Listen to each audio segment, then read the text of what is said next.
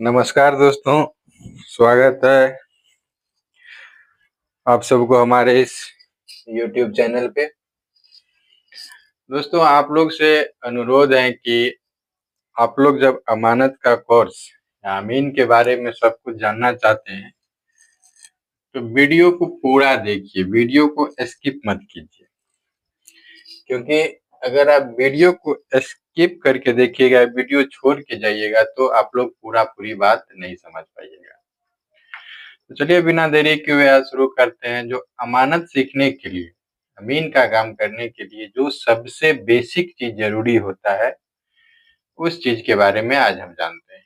दोस्तों, आज से स्टेप बाय स्टेप अमानत कैसे सीखा जाता है, जमीन कैसे नापी किया जाता है, रकबा कैसे उठाया जाता है, कट्ठा धूर में कैसे बदला जाता है, डिसमल में कैसे लाया जाता है, ये सब कुछ का जानकारी आपको एक एक करके मिलेगा। तो आज की वीडियो में जो नापी का बेसिक चीज होता है, जैसे कड़ी, इंच, फीट, वर्ग फीट, एक डिसमल में कितना धूर होता है, डिसमल कैसे बनता है, डिसमल को कट्ठा धूर में कैसे बदलें, या कट्ठा धूर से डिसमल में कैसे बदलें, ये सब चीज के बारे में हम जानेंगे। तो चलिए बिना देरी के हुए शुरू करते हैं वीडियो। अगर आप लोग हमारे चैनल पे नए हैं तो चैनल को सब्सक्राइब कर लीजिए और वीडियो को लाइक कर दीजिएगा। और चैनल सब्सक्राइब करने के बाद बेल आइकन जरूर दबा दीजिएगा, ताकि कोई भी नया वीडियो इस चैनल पे डाला जाए तो आप तक जल्द से जल्द पहुंच सके। तो चलिए दोस्तों, शुरू करते हैं आज का वीडियो। देखिए, नापी में अमानत सीखने के लिए सबसे जो छोटी छोटी चीज होता है, बेसिक चीज होता है, वो जानना बहुत जरूरी होता है। आप एक ही बार डायरेक्ट सोचिएगा जो हम अमीन बन जाए या नापी कर लें या अपनी जमीन के बारे में सब कुछ समझ लें, वो संभव नहीं है। इसके लिए जो सबसे छोटा छोटा बात होता है ना, वो जानना सबसे बहुत जरूरी हो जाता है। चलिए सबसे पहले जानते हैं जो शुरुआती होता है अमानत का, कड़ी से। तो लिखते हैं कड़ी। अब कड़ी के बारे में जानते हैं। देखिए, एक कड़ी का लंबाई होता है 7.92 इंच। इसी में अगर इसको एक जरीब, जैसे ये तो एक कड़ी हो गया, अब एक जरीब में 100 कड़ी होता है, तो 100 कड़ी बराबर एक जरीब होता है। और इंच में आया तो फीट के बारे में भी जान लेते हैं। जो 12 इंच बराबर 1 फीट होता है, 1 फीट होता है। अब इसको देखिए, जैसे अभी आजकल जो नापी हो रहा है, पहले जो हमारा गुनिया बना हुआ है या नापी का जो स्केल बना हुआ है, वो कड़ी पे बना हुआ है, अब तो फीट पे भी आ गया। तो सबसे पहले क्या हो जाता है, जो पहले ये जानना जरूरी है, जो हम कड़ी जैसे गुनिया लगाएंगे कड़ी में, तो उसको फीट में कैसे बदले। तो देखिए, सबसे पहले ये समझ लेते हैं जो फीट में कैसे बदले। एक कड़ी बराबर होता है 7.92 इंच। तो 100 कड़ी में अगर हम 7.92 से गुना कर देंगे, क्योंकि 100 कड़ी बराबर एक जरीब होता है, तो इसको गुना करके देखते हैं जो कितना होता है। तो 100 गुने 7.92 बराबर 100 गुने 7.92 इंच बराबर हो गया हमारा 792 इंच। इतना इंच हो गया, 792 इंच। अब देखिए, एक फीट में सब लोग जानते हैं, यहाँ पे लिख लेते हैं, जो एक फीट में 12 इंच होता है। एक फीट में 12 इंच होता है, 12 इंच होता है। तो अब इसमें 100 कड़ी में हमारा कितना हो गया, 100 कड़ी में निकला 792 इंच। तो 792 इंच में अगर हम 12 से भाग दे देंगे तो ये हमारा फीट हो जाएगा। चलिए 792 भागा 12 करते हैं, देखिए 66 फीट आया। तो इससे क्या समझ में आया, जो 100 फीट बराबर 100 करी बराबर, यानी अर्थात 100 करी होता है 1 जरीब, तो 100 करी बराबर 66 फीट होता है, 66 फीट होता है। ये आजकल करी में तो नापी होता नहीं है, सब नापी होता है फीट में। तो इसका सबसे एक सिंपल तरीका है समझने के लिए, जो तुरंत कैसे हम निकालें जो करी में फीट करी से फीट में बदल सके। तो देखिए, अगर करी को इसका फॉर्मूला है 0.66 से गुना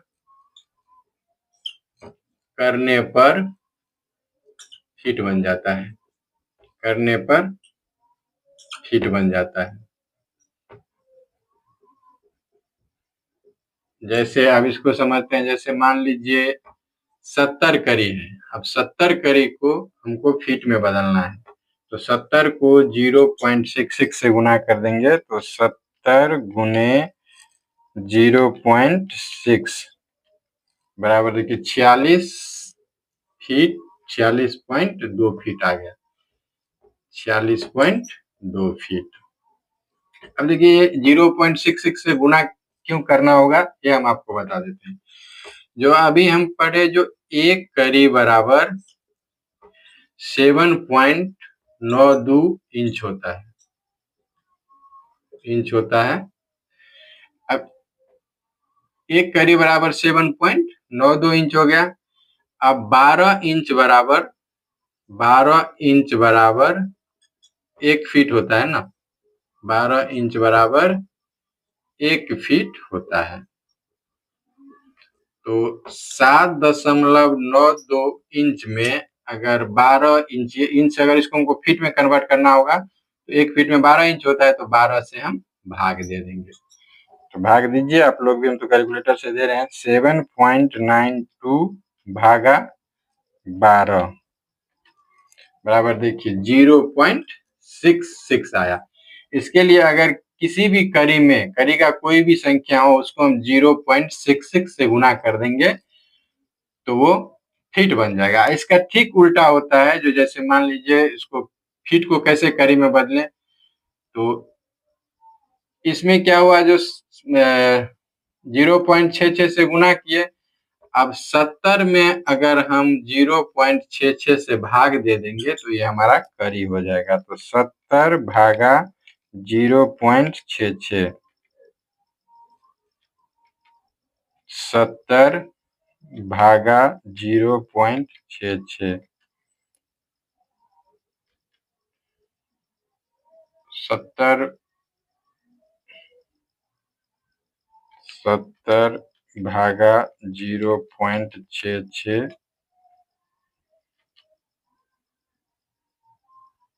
सॉरी 70 करी है ना, इसको फीट में हमको बदलने के लिए देखिए, अगर 70 फीट को हमको करी में बदलना है, तो इसको हम भाग दे देंगे 0.66 से, तो 70 भागा 0.66 बराबर 106 करी हो जाएगा, 106 करी होगा। अब ये होगा ऐसे, जो मान लीजिए, देख लीजिए 70 फीट को हमको करी में बदलना है, 70 फीट को करी में बदलना है। थोड़ा ध्यान देके समझिएगा, ये सब नापी का बेसिक चीज बहुत जरूरी होता है, बदलना है। तो सबसे पहले क्या करेंगे, 70 फीट को इंच में बदल लेंगे, तो 1 फीट बराबर 12 इंच, तो 70 गुने 12 अगर हम किए तो हो गया 840 इंच, 840 इंच। अब 1 करी बराबर कितना होता है, अभी देखे थे 1 करी बराबर होता है 7.92 इंच, तो इसमें अगर हम 7.92 से भाग दे देंगे, तो 840 भागा 7.92 बराबर 106 करी। देखिए ये भी 106 आया, ये भी 106 आया। तो अब तो आप लोग करी और करी से फीट और फीट से करी निकालना समझ गए होंगे। इसका सीधा एक फॉर्मूला याद रखिए। तो समझाने के लिए हम इतना बताए, जो करी में करीब में 0.6666 से गुना करने पर फीट बन जाएगा। गुना करने पर फीट बन जाएगा। और फीट को इतना चीज खाली याद रखना है, फीट को 0.66 से भाग देने पर करीब बन जाएगा। देखिए करी और फीट तो समझ गए। अब क्या कहीं क्या होता है जो गज में निकालने के लिए होता है, तो गज में निकालना सेम प्रोसेस सब हिसाब किताब यही रहता है। तो गज में निकालने के लिए समझ लीजिए, तो देखिए एक इतना फॉर्मूला खाली याद रखना है, एक करी बराबर 7.92 इंच, 12 इंच बराबर 1 फीट और 3 फीट बराबर 1 गज होता है। एक करी बराबर 7.92 इंच, 12 इंच बराबर 1 फीट और 3 फीट बराबर 1 गज। हिसाब जो आगे हम बताए हैं वही सब रहेगा। इसको इस हिसाब से अगर आप फॉलो कीजिएगा, जैसे करीब को फीट में, फीट को गज में, जैसे मान लीजिए अभी देखिए हमको 100 फीट को ऐसे देख लीजिए कि उदाहरण भी 100 फीट को गज में बदलना है, 100 फीट को गज में बदलना है। तो क्या करेंगे, 3 फीट बराबर 1 गज होता है, तो 100 में अगर हम 3 से भाग दे देंगे तो 100 भागा 3 बराबर 33.33 इतना गज हो जाएगा। ये सब बहुत आसान है, खाली बस वही इतना याद रखना है, समझ जाइएगा। अब देखिए ये तो इंच फीट सब समझ गए। अब दूसरा जो प्रोसेस चलते हैं, जो अगर सबसे पहले करी में समझते हैं, 218 जैसे जमीन का नापी करना होता है कुछ भी, तो क्षेत्रफल उसको धूर में निकालने के लिए 218 वर्ग करी बराबर 1 धूर होता है। ये सब आप लोग भी लिख लीजिए या स्क्रीनशॉट ले लीजिए वीडियो का, ये याद रखना बहुत जरूरी है। अगर करी में है तो 218 वर्ग करी बराबर 1 धूर। अगर हम फीट में निकालने हैं तो 95 वर्ग फीट बराबर 1 धूर होता है। अभी हम करी और फीट में ही लेके चलते हैं, गज में कभी बाद में बता देंगे। देखिए 218 वर्ग करी बराबर 1 धूर होता है और 95 वर्ग फीट बराबर 1 धूर होता है। अगर फीट करी में निकाल रहे हैं तो जितना भी रकबा हमारा, कोई भी जमीन का जितना रकबा यानी क्षेत्रफल हो रहा है, उसको हम 218 से भाग दे देंगे तो हमारा धूर में आ जाएगा। अगर हम फीट में निकाल रहे हैं, अगर उसका क्षेत्रफल वर्ग फीट में आ रहा है तो उसको हम 95 से भाग देंगे तो वो हमारा धूर उतना ही हो जाएगा, 95 वर्ग फीट बराबर 1 धूर। अब देखिए नापी करने का हमारा सीखने का सबसे एक विषम परिस्थिति है, जिसको बहुत आसान है लेकिन लोग समझते नहीं है, समझना चाहते नहीं है। वो क्या होता है, डिसमल। और डिसमल कट्ठा धूर, कितना में कितना कट्ठा कितना धूर होता है, ये सब समझना बहुत आसान है लेकिन सब लोग को लगता है जो बहुत भारी है। तो देखिए इसका एक सूत्र ये भी देख लीजिए है, जो 1000 वर्ग करी बराबर 1 डिसमल होता है। इसी तरह 2000 वर्ग करी बराबर 2 डिसमल हो जाएगा। 2000 वर्ग करी बराबर 2 डिसमल। 1 डिसमल बराबर 1000 वर्ग करी और 2 डिसमल बराबर 2000 वर्ग करी। अब देखिए इतना चीज खाली याद रखना है, जो 1000 वर्ग करी बराबर 1 डिसमल और 2000 वर्ग करी बराबर 2 डिसमल। अब देखिए अभी हम पढ़ रहे हैं, अभी हम आगे से थोड़ा आगे जस्ट आगे देखे हैं, जो 218 पहले करी में समझ लेते हैं। 218 वर्ग करी बराबर 1 धूर होता है, 1 धूर होता है।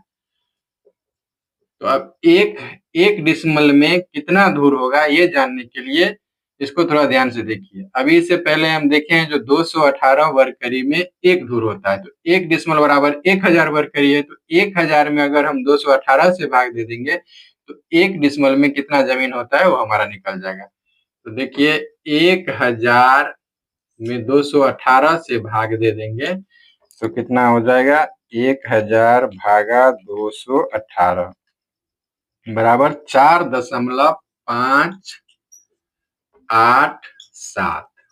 ये हमारा धूर हो गया। इसी तरह अगर 2 डिसमल बराबर 2000 वर्ग करी है, तो 2000 भागा 218, तो 2000 भागा 218 बराबर हो गया 9.17 धूर। अब इसको देखिए, इसको हमको अगर आप, ये तो हो गया हमारा करी में, अब इसको फीट में ले जाना है, तो देखिए फीट में कितना होगा, 95 वर्ग फीट बराबर, अभी हम पढ़े हैं जो 95 वर्ग फीट बराबर 1 धूर होता है। 95 वर्ग फीट बराबर 1 धूर होता है। तो 1 डिसमल में कितना आया, 4.587 धूर। तो 1 डिसमल में है हमारा कितना आ जाता है, 4.587 धूर, और 95 वर्ग फीट बराबर 1 धूर है। तो अगर इसमें हम 95 से भाग दे देते हैं तो 4.587 भागा, अच्छा सॉरी, गुने 4.587 गुने 95 बराबर 435 वर्ग फीट, यानी 435 वर्ग फीट का बराबर 1 डिसमल हो जाता है। इसको थोड़ा आसानी से अगर नियम को समझ लीजिएगा ना तो बहुत आसान हो जाता है समझना। देख लीजिए, अगर इसको मोबाइल पे देख रहे नहीं समझ में आएगा तो स्क्रीनशॉट ले लीजिए। जो 1000 वर्ग करी बराबर 1 डिसमल और 218 वर्ग करी बराबर 1 धूर होता है। तो 1000 में अगर हम 218 से भाग दे दिए तो 4.587 धूर हो गया। तो इतना, ये भी इतना याद रखना है, जो 1 डिसमल में 4.587 धूर होता है। अब इसको कितना भी डिसमल में को बदलना हो तो आसानी से निकल सकते हैं। जैसे 4.587 1 डिसमल हो गया। अब इसको हमको 5 डिसमल बराबर कितना दूर होगा, तो इसको निकालने के लिए इसको 5 से गुना कर देंगे। तो 4.587 गुने 5 बराबर 22.93 धूर, यानी ये हो गया 23 धूर। अब आप लोग डिसमल भी निकालना समझ गए होंगे, जो कट्ठा धूर से डिसमल धूर से कैसे बदलना है। तो देखिए इतना तो ये डिसमल में समझ गया। अब मान लीजिए, इसको ही देख लीजिए, जो मान लीजिए 60 धूर जमीन है, 60 धूर जमीन है, और उसको बहुत जगह कहता है जो डिसमल में बदल के देने के लिए। तो 1 डिसमल बराबर होता है, अभी हम निकाले हैं, जो 1 डिसमल बराबर होता है 4.587 धूर। 1 डिसमल बराबर 4.587 धूर होता है। हमको निकालना कितना में, 60 धूर में। तो 60 में अगर हम 4.587 से भाग दे देंगे तो हमारा डिसमल निकल जाएगा। तो 60 भागा 4.587 बराबर ये हो गया 13.08 डिसमल। अब इसको चेक भी कर सकते हैं, जो 13.08 डिसमल आया, और 1 डिसमल में होता है 4.587 धूर। तो इसको हम 4.587 से जो गुना कर देंगे तो देखिए उतना ही हो जाएगा, 13.08 गुने 4.587, 60 धूर हो जाता है। तो कट्ठा धूर से, सॉरी, डिसमल से कट्ठा और कट्ठा से डिसमल बनाना, धूर से डिसमल बनाना तो आप लोग समझ ही गए होंगे। अब एक चीज इसमें बेसिक में और जरूरी हो जाता है, ये भी समझ लीजिए आप लोग, इसको लिख लीजिएगा, ये अच्छा रहेगा। देखिए गुरकी फुरकी तो अब चलता नहीं है, तो यहाँ से चलते हैं। सबसे पहले 16 कनमा बराबर 1 धूर होता है, 1 धूर होता है, और 20 धूर बराबर, हम अपने बिहार की बात कर रहे हैं, 20 धूर बराबर 1 कट्ठा होता है। 20 कट्ठा बराबर 1 बीघा होता है। 20 कट्ठा बराबर 1 बीघा होता है। समझ गए? जो 16 कन्मा बराबर 1 धूर, 20 धूर बराबर 1 कट्ठा और 20 कट्ठा बराबर 1 बीघा। और 1 बीघा में कितना दूर हो जाएगा? 1 बीघा में कितना दूर हो जाएगा? जो 20 धूर का 1 कट्ठा होता है तो 20 और 20 को गुना कर देंगे तो कितना हो जाएगा? 1 बीघा में 400 धूर होता है। ये सब चीज बहुत बेसिक है, ये जानना जरूरी है हमारा सीखने के लिए और अमीन बनने के लिए। तो जब तक बेसिक चीज आपको जरूर याद नहीं होगा, जरूर ये सब पता नहीं होगा, तो आप लोग आगे जाके कंफ्यूज हो जाएंगे, समझ में नहीं आएगा। कभी कभी देखते होंगे जो एकड़ में हो जाता है, तो एकड़ में कितना होता है, 1 एकड़ में कितना जमीन, कितना कट्ठा, कितना बीघा होता है, ये भी देख लीजिए। 100 डिसमल अगर मिल जाएगा, 100 डिसमल बराबर 1 एकड़ जमीन होता है। 100 डिसमल बराबर 1 एकड़ जमीन होता है। तो अब सवाल ये कभी कभी हो जाता है, जो 1 एकड़ में कितना जमीन होगा, तो 1 एकड़ में कितना एक एकड़ में कितना डिसमल हो गया? 100 डिसमल। तो सबसे पहले हम 100 लिख लेंगे और 1 डिसमल बराबर जमीन होता है 4.587 धूर। तो डिसमल को अगर 4.58 दूर से 4.587 से गुना करेंगे तो कितना धूर होगा, ये हमारा निकल जाएगा। तो 4.587 गुने 100 डिसमल है, तो 100 से गुना करते हैं। देखिए 458.7 धूर आया, 458.7 धूर। अब देखिए इसको इतना तो दूर हो गया, इसको हमको कट्ठा में निकालना है। तो 1 बीघा बराबर 400 धूर होता है सबसे पहले, तो इसमें से हम 400 माइनस कर लेंगे तो 1 बीघा हो जाएगा। तो सबसे पहले 1 बीघा लिख लेंगे। अब कितना बचा? 58। तो 20 धूर बराबर 1 कट्ठा होता है, तो 20 तिया 60, 3 कट्ठा हम ले नहीं सकते क्योंकि ज्यादा हो गया, तो यहाँ पे लेंगे 20 दूना 40, 2 कट्ठा। देख लीजिए यहाँ पे लिख समझ लीजिए, 458 है अब 0.7, तो इसमें से हम अगर 1 बीघा जमीन लेंगे तो 400 माइनस कर लेंगे, तो बचा कितना? 58। तो 1 बीघा आ गया हमारा। अब 58 में 20 धूर का 1 कट्ठा होता है, तो 3 कट्ठा तो होगा नहीं, तो इसमें 20 से भाग देंगे तो कितना हो जाएगा? 40, 2 होगा, तो 2 कट्ठा हम लिख दिया। अब कितना बचा? 18। तो 20 धूर बराबर 1 कट्ठा होता है, तो अब तो कट्ठा बनेगा नहीं, तो यहाँ पे हो गया 18 धूर। अब दशमलव में 7 है, अगर यहाँ पे 10 हो जाता, देखिए समझने वाली बात है, अगर 10 हो जाता या 0 हो जाता तो यहाँ पे 1 धूर बढ़ जाता। तो ऐसे समझिए, अगर 10 होता तो 10 में कितना हो जाएगा? 10 होता तो यहाँ पे 1 धूर बढ़ जाता, तो देखिए आधा होता तो कितना हो जाता? 5, यानी आधा धूर। इसका आधा हो जाता, अगर 50 का आधा 25 होता दशमलव में, तो होता 3, एक धूर का चौथा भाग। लेकिन 5 और 2 को मिला 7.5 से थोड़ा कम है, तो 8 कन्मा और 4 कन्मा। 1 धूर में कितना होता है? 16 कन्मा। 1 धूर में 16 कन्मा हुआ। तो अगर पूरा यहाँ पे 59 रहता तो हो जाता 1 धूर 16 कन्मा, ये 59 हो जाता। अब यहाँ पे अगर 0.5 रहता तो हो जाता आधा धूर। आधा धूर में 16 कन्मा का आधा होगा, 16 कन्मा का आधा हो गया 8 कन्मा। अब यहाँ देखिए आधा है प्लस उससे भी आधा को जोड़ देंगे तो थोड़ा का ही फर्क होगा, तो कितना हो जाएगा? 8 4 12 कन्मा। एग्जैक्ट जरिए हमारा कितना हो जाएगा? 1 एकड़ में 1 बीघा 2 कट्ठा 18 धूर 12 कन्मा। इतना जमीन हमारा एग्जैक्ट होगा 1 डिसमल में। वैसे एकड़ में भी समझ लीजिएगा तो 1 एकड़ 250, सॉरी ये भारी हो जाएगा, इसको बाद में समझ लेंगे। 250 डिसमल बराबर 1 होता है 1 हेक्टेयर, उसको बाद में समझ लेंगे।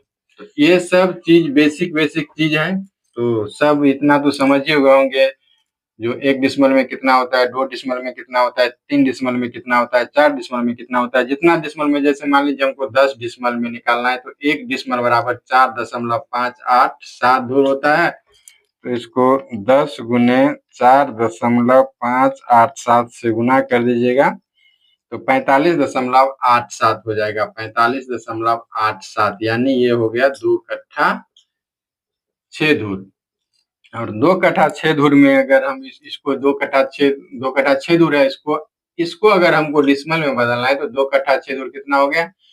तो एक कट्ठा में होता है 20 धूर, तो 20 दूना 40 और 6 46 धूर हुआ। 46 धूर में हम अगर 1 डिसमल बराबर हमारा इतना होता है 4.587।